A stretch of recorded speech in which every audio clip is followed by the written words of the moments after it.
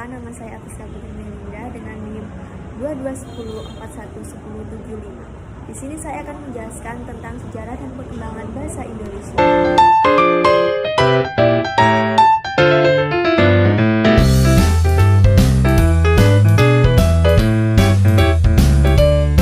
Sejarah dan perkembangan bahasa Indonesia. Perkembangan bahasa Indonesia, mau tidak mau kita harus membicarakan bahasa Melayu sebagai sumber atau akar bahasa Indonesia.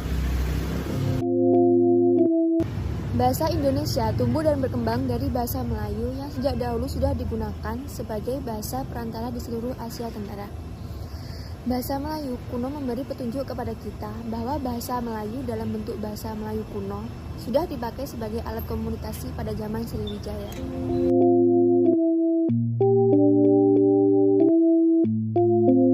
Bahasa Melayu yang digunakan sebagai bahasa perdagangan dan juga penyiaran agama Islam dengan cepat tersebar ke seluruh Indonesia.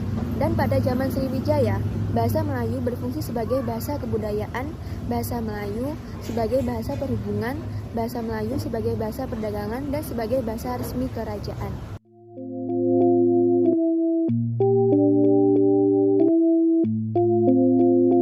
Bahasa Indonesia perlahan tapi pasti berkembang dan tumbuh terus. Pada waktu akhir-akhir ini perkembangannya menjadi sangat pesat, sehingga bahasa ini telah menjelma menjadi bahasa modern yang hanya akan kosakata pada tanggal 28 bulan 10 tahun 1928. Dan tanggal 31 Agustus 1972, Menteri Pendidikan dan Kebudayaan menetapkan Pedoman Umum Ejaan Bahasa Indonesia yang disempurnakan dan Pedoman Umum Pembentukan Istilah Resmi berlaku di seluruh Indonesia.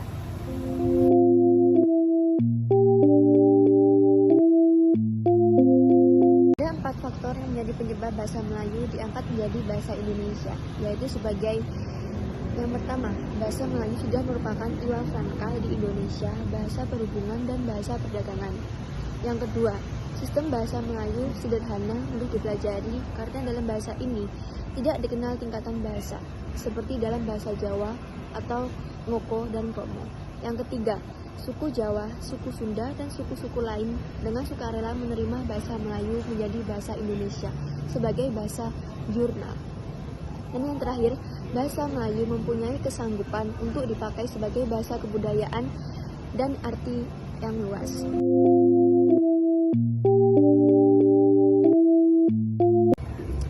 Pada kongres-kongres bahasa berikutnya pada tahun 1978, 1983 sampai 1988 sampai terciptalah Kamus Besar Bahasa Indonesia yang bisa disebut KBBI.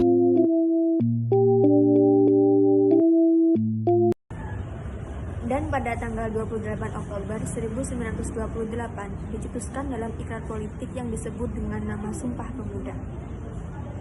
Secara yuridis, upaya para pemuda untuk mengusir penjajah dengan modal dasar semangat kesatuan tersebut akhirnya membuahkan hasil berupa kemerdekaan bangsa Indonesia.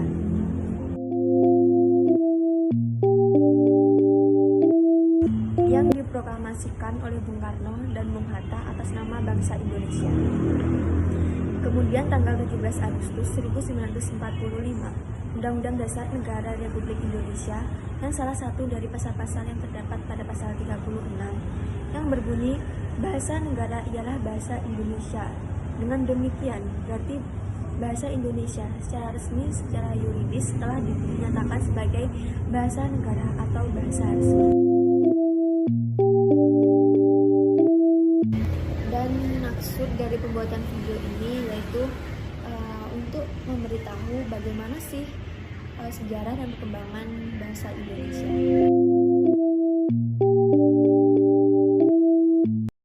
Sekian dari video yang saya buat, kurang lebihnya mohon maaf dan semoga informasi yang saya sampaikan bisa diterima. Terima kasih. Assalamualaikum warahmatullahi wabarakatuh.